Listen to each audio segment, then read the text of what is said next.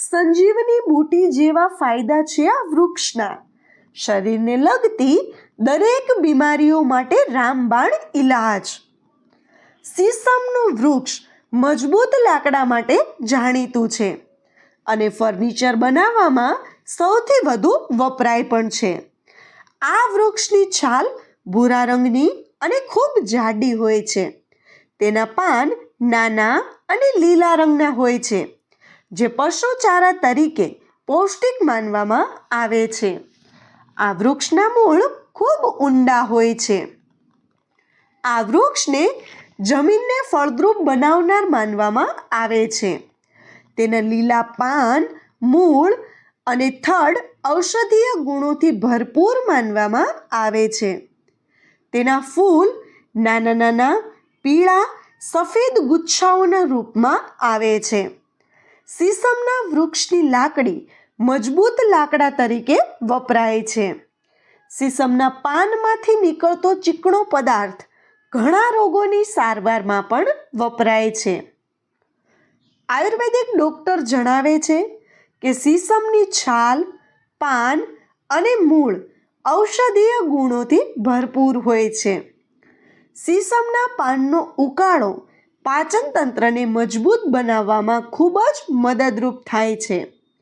આ સાથે જ તે ગેસ, અપચો અને એસિડિટીમાં પણ તરત રાહત આપે છે. શરીર પર ઈજા થવાથી થતા ઘા પર સીસમનું તેલ લગાવવાથી તરત જ રાહત મળે છે. ઘાવાળી જગ્યાએ સીસમના તેલમાં થોડી હળદર મિક્સ કરીને બાંધી દેવું જોઈએ, જેનાથી ઘા જલ્દીથી રૂજાઈ પણ જાય છે.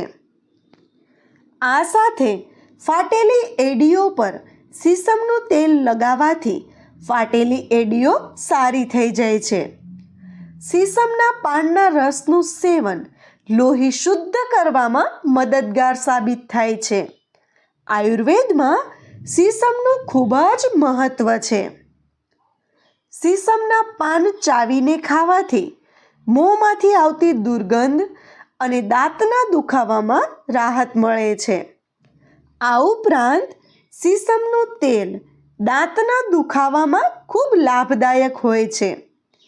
દાંતમાં દુખાવો થાય ત્યારે સીસમના તેલમાં રૂ બોળીને દાંતની નીચે મૂકી દો. આનાથી થોડી જ વારમાં રાહત મળે છે. માથાના દુખાવામાં પણ સીસમના તેલની માલિશ ફાયદાકારક હોય છે. હૃદય રોગથી પીડાતા દર્દીઓ માટે સીસમના તેલનું સેવન રામબાણ ઔષધ માનવામાં આવે છે. સીસમ બેડ કોલેસ્ટ્રોલને પણ નિયંત્રિત કરે છે.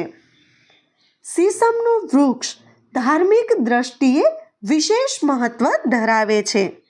તેનો ઉપયોગ ભારતીય પરંપરામાં પૂજાપાઠ, ધાર્મિક કાર્યો અને યજ્ઞોમાં પણ કરવામાં આવે છે.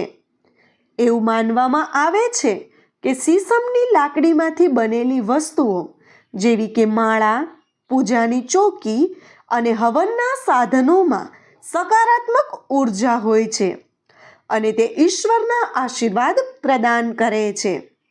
હવનમાં સીસમની લાકડીનો વિશેષ ઉપયોગ થાય છે.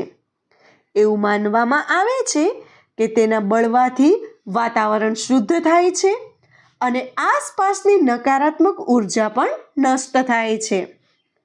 મિત્રો, હું આશા રાખું છું કે તમને મારી આ માહિતી પસંદ આવી હશે અને તમને પણ ઉપયોગી થાય. તેમજ વિડીયોને લાઈક અને વધુમાં વધુ શેર કરવાનું ભૂલતા નહીં, જેથી ઉપયોગી માહિતી દરેક લોકો સુધી પહોંચી શકે. અને હા મિત્રો, તમને અમારો વિડીયો કેવો લાગ્યો અને વિડીયો રિલેટેડ કંઈ સજેશન હોય તો એ પણ તમે કમેન્ટ કરીને જણાવી શકો છો. વિડીયો જોવા માટે ધન્યવાદ.